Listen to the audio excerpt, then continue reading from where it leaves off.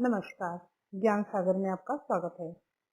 आज हम कक्षा 9 के लिए इस पर पुस्तक से अरुण कमल द्वारा लिखित कविता नए इलाके में को समझेंगे। अरुण कमल जी साहित्य अकादमी पुरस्कारों के अलावा कई अन्य पुरस्कारों से नवाजे गए हैं, सम्मानित किए गए हैं। उन्होंने वर्तमान शोषण मूलक व्यवस्था के विरुद्ध अपनी कलम उठाई है और जो मानवीय व्यवस्था है उनके बारे में लिखा है। नए निर्माणों की आकुलता दिखाई गई है। उन्होंने ये कविता नए संदर्भ में लिखी है, जो नया निर्माण हो रहे हैं। चलिए पढ़ते हैं। नए इलाके में।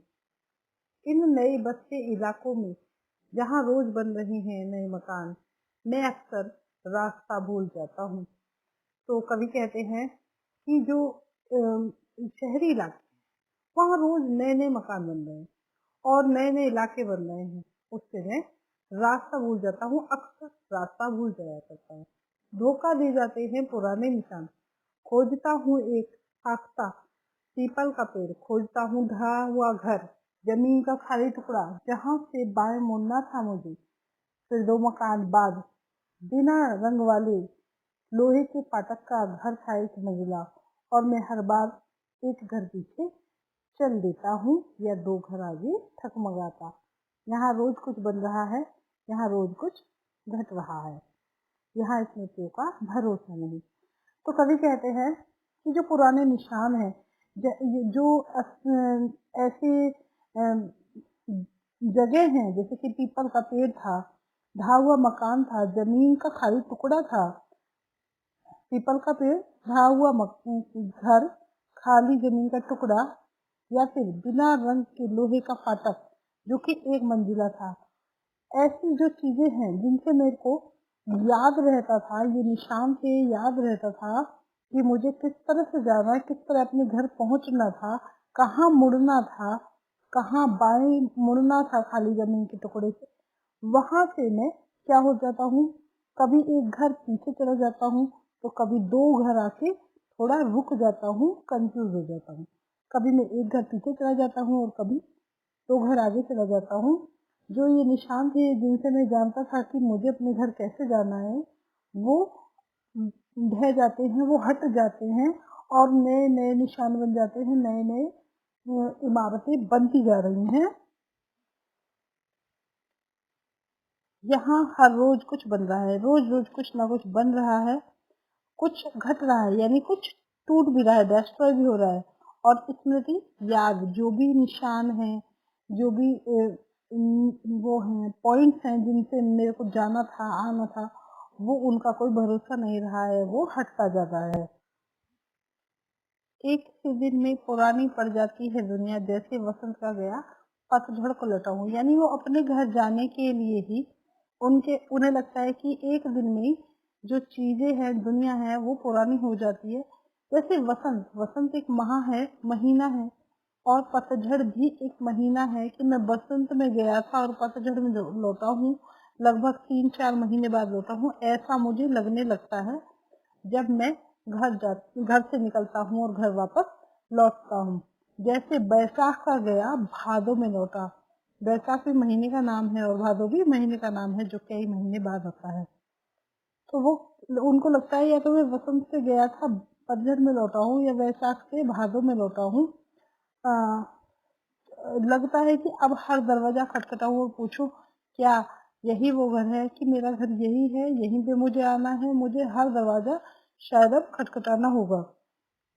समय बहुत कम है तुम्हारे पास, आ चला पानी ढहा आ रहा आकाश। आकाश मीन्स आकाश, स्काई, ठीक है। तो बहुत कम समय है तुम्हारे पास, यानी शाम होती जा रही है, पानी लेके बादल आ रहे हैं और बारिश हो सकती है। शायद कोई पुकार ले ऊपर से देख के। अब तो बस यही उम्मीद है कि शायद कोई मुझे ऊपर से देखकर पुकार ले और कह दे कि हाँ, कहाँ हो, कब आए, या फिर आ जाइए घर के अंदर, ठीक है। तो क्या यही वो घर है कि तो लेखक ये कहना चाहते हैं कि नए नए इलाके बन रहे हैं, नई नई जगह बन रही हैं, और मैं समझ नहीं पाता हूँ मैं भूल जाता हूँ कि मुझे कहाँ कहाँ जाना है, किधर मुड़ना है और किधर चलना है। चलिए इसके अभ्यास प्रश्न लिख लेते हैं। प्रश्न अभ्यास नए इलाके से। नए बसते इलाके में कवि क्यों भूल जाता है? तो कवि रास्ता इसलिए भूल जाता है कि नए नए इलाके बन रहे हैं, नए नए निर्माण होते जा रहे हैं। कविता में कौन से पुराने निशानों का उल्लेख किया गया है? तो मैंने आपको बताया था पुराने निशान कौन से हैं। पीपल का पेड़, ढहा हुआ घर, खाली जमीन का टुकड़ा, बिना रंग वाला लोहे के फाटक का एक मंजिला मकान, ये सब क्या है? पुराने जो है निशान है। अगला प्रश्न है कवि एक घर पीछे या दो घर आगे कैसे चल देता है? तो कवि एक घर पीछे या दो घर इसलिए आगे चल जाता है क्योंकि जो उसके पुराने निशान हैं वो अक्सर से धोखा दे जाते हैं। वो भूल जाता है कहाँ मुड़ना है, कहाँ रुकना है और कहाँ वो पुराने निशान है, इसीलिए वो कभी एक घर आगे चला जाता है, कभी दो घर आगे चला जाता है, कभी एक घर पीछे चल देता है। नेक्स्ट, वसंत का गया पतझड़ में लौटा और वैशाख का गया भादों से लौटे का क्या अर्थ है? तो इसका अर्थ है कि उसको ऐसा लगता है कि वह जब गया तब जो निर्माण हो रहा था या हुआ नहीं था वो आगे बढ़ जाता है, कुछ चीजें टूट जाती हैं, कुछ चीजें परिवर्तित हो जाती हैं। ऐसा लगता है कि वो बहुत दिनों बाद, बहुत महीनों बाद लौट रहा है। तो कवि को अपना घर पहचानने में ही मुश्किल आती है और उसे लगता है कि वो बहुत दिनों बाद लौट रहा है। नेक्स्ट, इस कविता में समय की कमी की ओर क्यों इशारा किया गया है? तो कवि ये कह रहे हैं कि समय की कमी है क्योंकि आकाश के ऊपर बादल आ रहे हैं, चला पानी रहा आ रहा आकाश, यानी बारिश होती जा रही है और उसको तेजी से जाना है, अपने घर पहुंचना है, अदरवाइज मौसम बिगड़ रहा है, वो कैसे जाएगा? क्वेश्चन आंसर हो चुके हैं। चलिए कुछ क्वेश्चन और रह गया। इस कविता में कवि ने शहर की किस विडंबना की ओर संकेत किया है? तो कवि ने जो लगातार इलाके बन रहे हैं, लगातार कंस्ट्रक्शन का काम हो रहा है, निर्माण कार्य हो रहा है, उससे उन्हें थोड़ा प्रॉब्लम होती है, उनको थोड़ा दिक्कतें आती हैं। इस विडंबना के लिए की ओर संकेत किया है कि रोज नए मकान बन रहे हैं, परिवर्तन आ रहा है, इससे लोग आपस से दूर होते जा रहे हैं और वैसे तो बढ़ते जा रहे हैं, उन्नति तो कर रहे हैं, लेकिन एक दूसरे से दूर होते जा रहे हैं। उन्हें कोई मिलता नहीं है रास्ते में जिससे वो पूछ सके कि किधर जाना है और कहाँ रास्ता कौन सी, मेरे को अपनी मंजिल तक पहुंचने के लिए किस रास्ते को जाना होगा।